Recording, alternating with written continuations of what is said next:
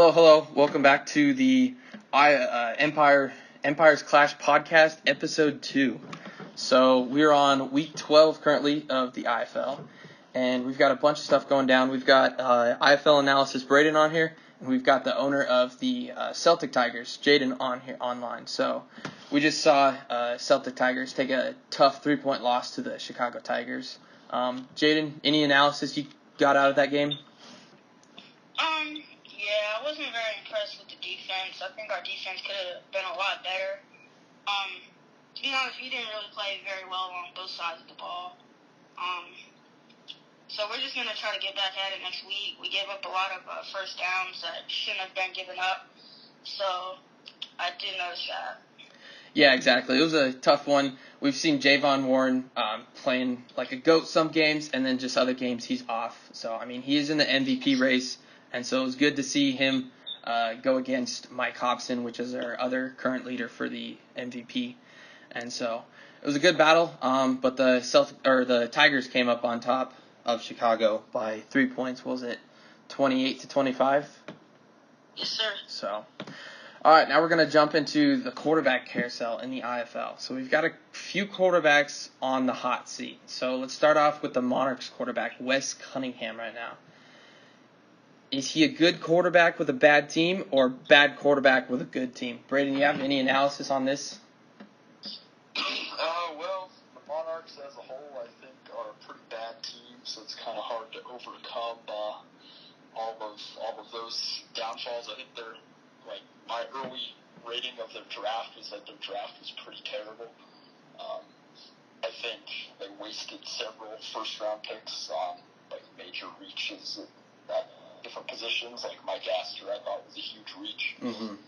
So yeah, I think overall the team isn't really carrying the load that it should for Wes Cunningham. I do think he could be successful on a more balanced team, maybe with a better defense and better O-lines, better support. So yeah, that's what I think. That is true. We got to keep a watch on the Monarchs. They are looking back for another top 3 pick this season. They're not looking too strong, or for sure they'll be a top 5 pick as of now. So we'll keep an eye on them. Staying in London, we've got quarterback Wesley Hoke. Does he need more time, or is he just not ready for the IFL? Jaden, have you seen anything from this? Well, I have noticed he's not ranked in the top 10 in passing leaders. Their offense is ranked almost dead last in the league. So I'm not too impressed with what I've seen from him, but I think if he gets some more support, I think he could definitely be a very good IFL quarterback. That is true. We do have to see he is only in his second year, so we'll keep an eye on him. And then moving over to the West, we got quarterback Corey Mullen. And here's the thing, is he just average? Anybody have any thoughts on that? Do you see him turning the Redwoods around, or is he just always going to be an average quarterback? He is a glorified game manager. I think he's going to stay a game manager for his entire career. I don't think he's really ever going to win your team games. I think he can win games, but you need to have a very solid team around him. And he's never going to be the reason you win. It's going to be because you have other stars on that side of the ball. So yeah, I don't think he's cut out for this week, to be honest. Yeah, exactly. I just haven't seen him be able to be elite in this league. He does have a really good tight end with Warren Gilkey. I think he's 3rd or 4th right now in receiving yards as a tight end. So that's really impressive to be in the league. And then he does have a good running back in DeMarcus Evans. But yeah, we just have seen Corey Mullen just be an average quarterback. So we'll have to see if Sacramento rolls with him or rolls the dice with a new quarterback. And so one other quarterback keeping an eye on is a quarterback in the North, Sam Rudolph, Columbus Caps. Caps are on a 5-game losing streak, so this is something we have to keep in track. But he's also in the North with the Tigers and the Huskies. So is this something on the team, or do we blame the quarterback? Any thoughts, Jaden? To be honest, I think he needs a little bit more balance around him. Doesn't have the best offensive support system.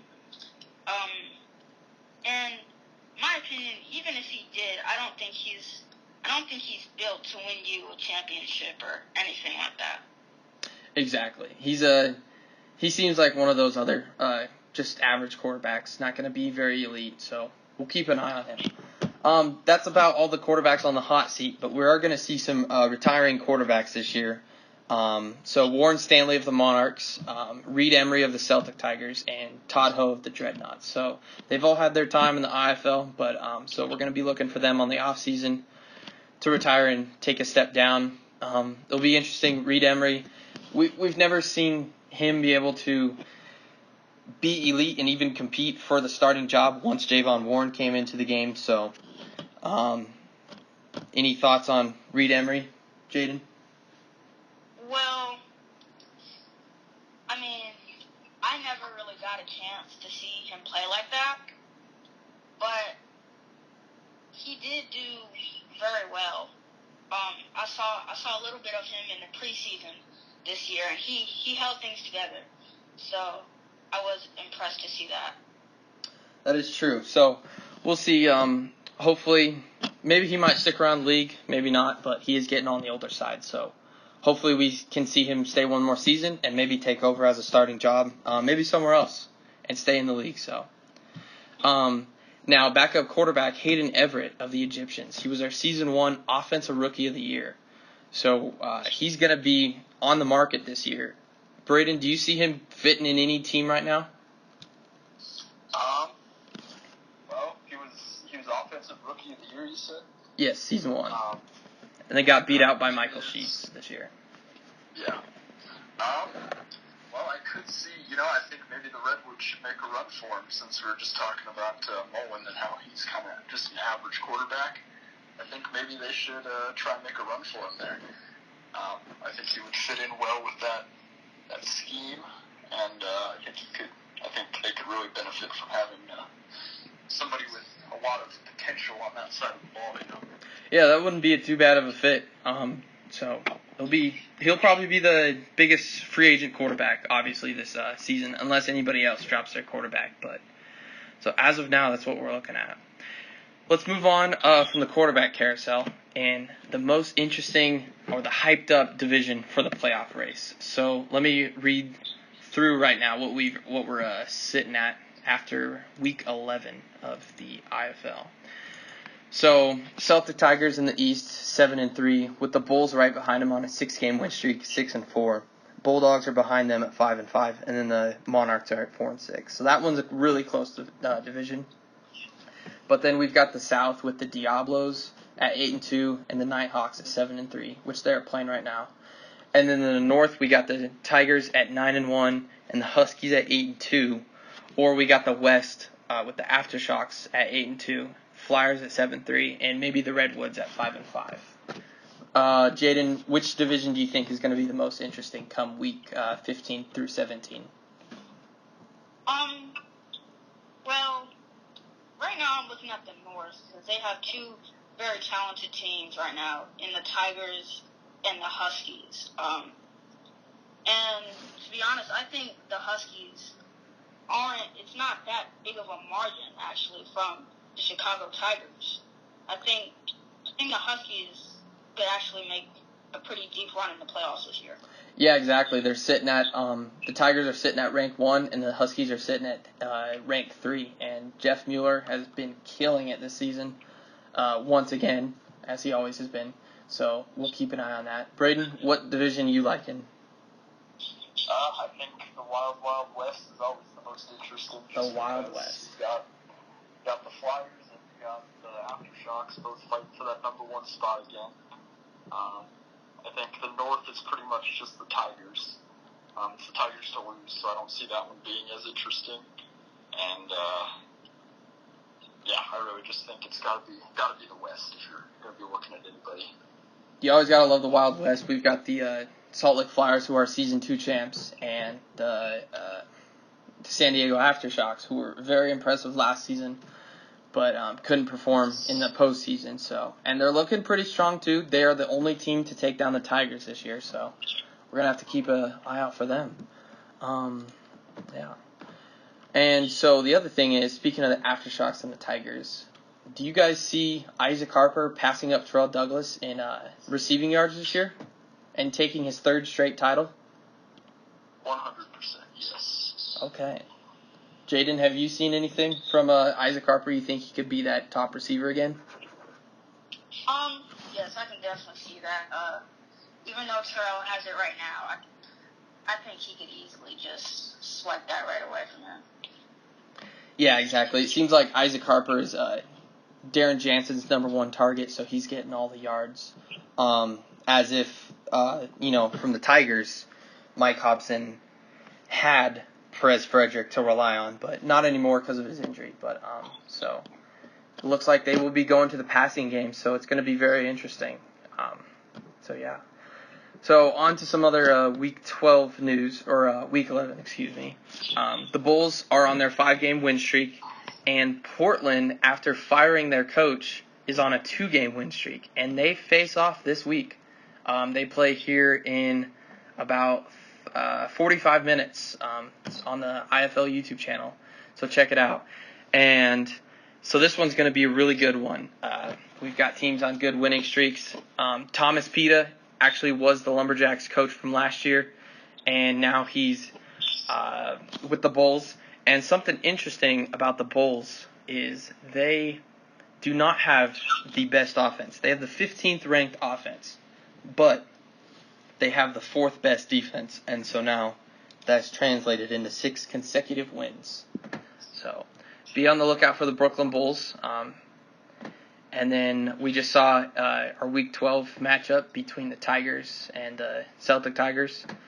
And now we're coming up on the South Division right here. We've got the Diablos facing up against the Nighthawks. So it's going to be a very interesting one.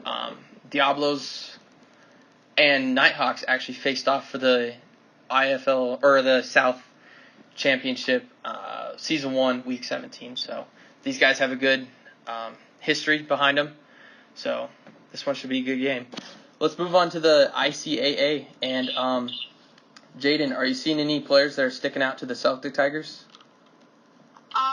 So far I've seen Tariq Flowers. Saw that clutch interception he had. Yes. One of those games. But he's one of those guys that have seemed to stand out so far. He's really good. The only problem is he's looking like a top 5 pick right now. So he is looking really good. We'll have to see the final rankings. Obviously, we're still in Week 12 of the ICAA as well.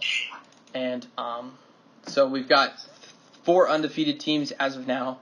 Arkansas, Kansas State, Oregon Ducks, and Iowa are all undefeated. And those are currently ranked 1 through 4. So that's going to be a good one. Week 15 of the IFL will be conference championships in the ICAA. So we're going to have 6 big championships there, or conference championships. And then we're going to start bowl games. And then coming up after that will be about when the playoffs in the IFL start, is when we're going to about see the ICAA championship. So stay tuned for that. More players going to be declaring and committing to the ICAA. So stay tuned, and thank you very much for listening to episode 2 of the Empires Clash podcast.